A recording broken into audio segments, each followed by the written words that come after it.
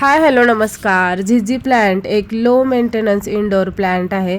त्याची केअर घेताना जर आपण काही टिप्स फॉलो केल्या तर ह्या प्लांटची वाढ अगदी व्यवस्थित होते आणि त्याला अशा नवीन नवीन ब्रांचेस येतात। या ठिकाणी पाहू शकता याला छोट्या छोट्या ब्रांचेस आलेले आहेत।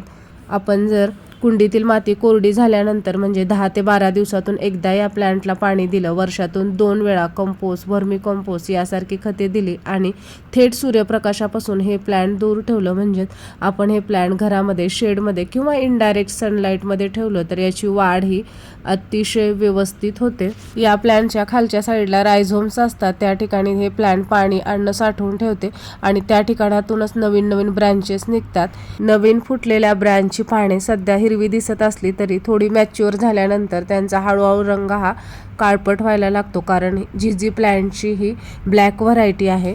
व्हिडिओ आवडल्यास लाईक करा, शेअर करा आणि चॅनलला सबस्क्राईब करा।